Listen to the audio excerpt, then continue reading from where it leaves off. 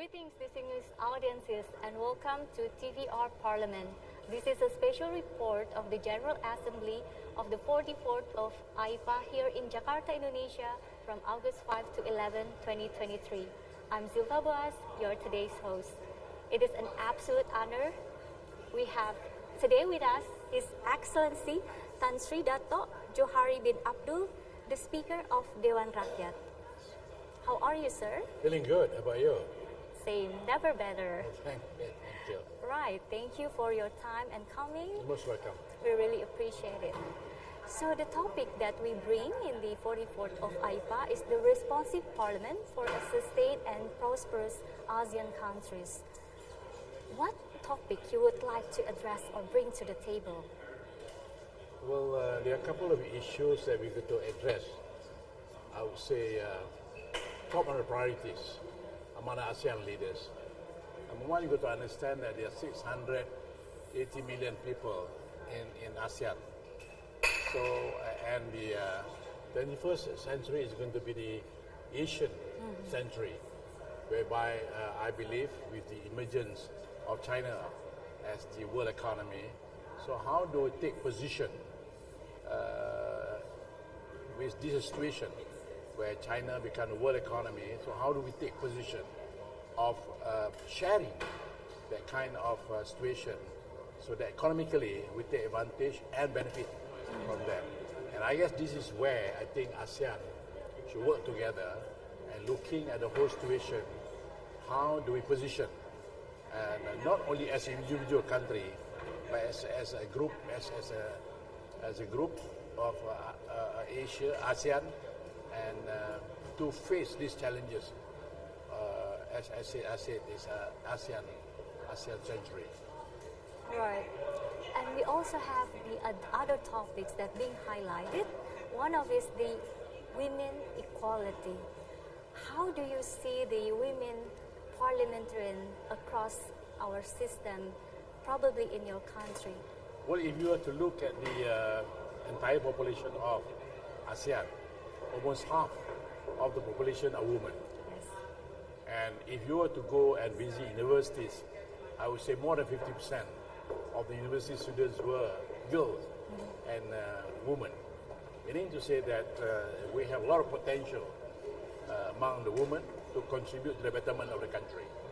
And this is where I think the society, especially Asian, has to open up our doors to the ladies to come in, not only to be participate in activities, but also to take the role as a decision maker.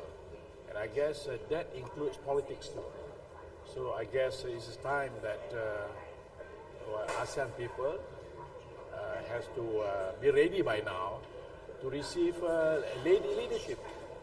So I have no, in Malaysia, in fact, we have reached more than 50% of the decision makers at the management level, be it in government or corporation, that are run by ladies.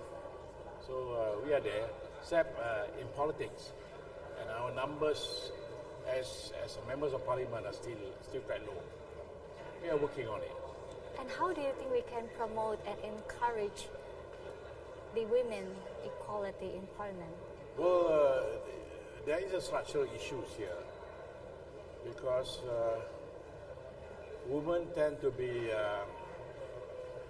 well, put it this way, they do not want to confront openly certain issues because culturally we're very polite. Ladies are very polite, and because of the historical reasons and whatnot, you see, or cultural belief, or religious belief, whatever it is.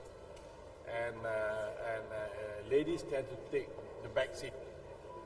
But somehow or other, I think the school system has to change, where I think the ladies have to be given the opportunity to be prominent. And that has to start from the school. If the school allows and open up the opportunity for girls to take part in major activities, so eventually it rises up to a certain level, I think they'll be ready to take up those challenges in future. Yeah, so it should start from the very beginning. Indeed, right? yeah. Right. Yeah.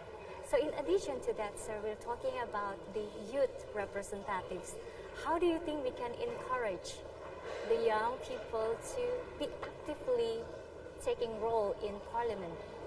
Well, certainly I believe that it is time that the government of ASEAN to invest on the future leadership.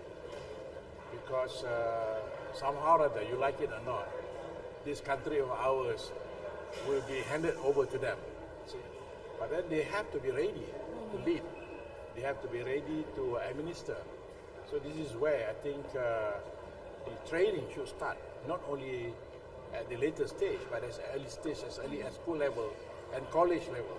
This is where in Malaysia, we have the youth parliament, whereby we have a system whereby the youth can take part in electing among themselves leaders to be their own parliament, and they have their own issues to be raised. In fact, we have own complex. There's one complex ready for them, and of course, the Parliament of Malaysia assists them to organize things.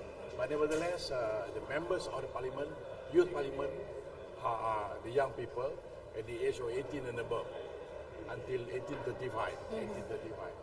So I believe this could be the training center for them to understand.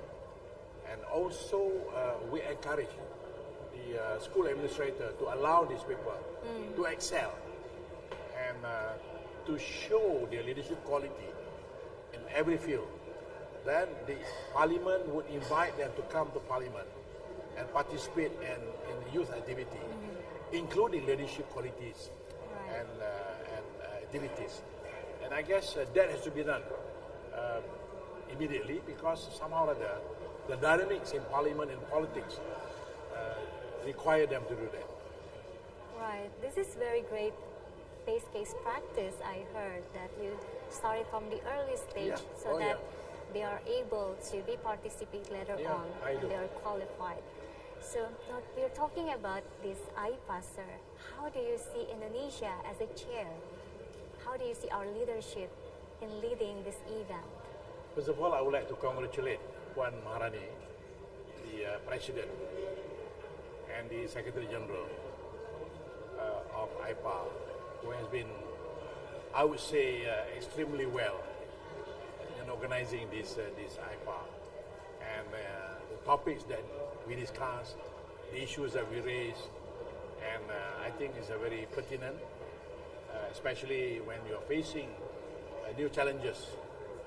And the world has seen how a war, a war in a small remote area of Ukraine and Russia has affected us. So this is a lesson that we got to learn.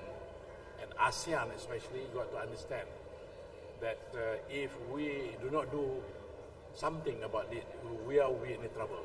That's why a couple of issues that I raised, including the food security, whereby ASEAN countries should work together. And we have the land, the labor, technology, and the money. So we should work together and make sure that as far as food is concerned, we are taken care of. We need to say that we will be helping each other in case of crisis. So we will not be affected by any war or any whatever happens around the world. But ASEAN is taken care of. Number two is about the issue of climate change. We are so fortunate to be near equator. So God-given sun, free of charge. So how do we turn this ray, this surya, to benefit us? Alhamdulillah, we are talking about renewable energy by using solar, and also Indonesia and Malaysia as hydro, where we can maximize the usage of hydro to produce electricity. And this has to be shared.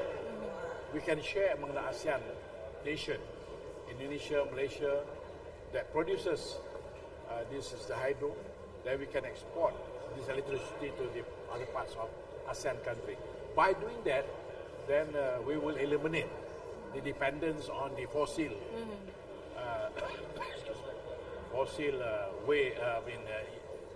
substance of producing power. So we will go for green energy, renewable energy. That will certainly reduce the carbon emission Right. in future. Right. Thank you so much, sir. Very pleasure talking to you indeed. Most welcome. I do hope you enjoy your stay Certainly. here in Jakarta, I do. Indonesia. Thank you very much. Ladies and gentlemen, that's the special interview with His Excellency Tan Sri Dato Johari bin Abdul, the Speaker of the Dewan Rakyat. I'm Zilfa Boas, saying goodbye.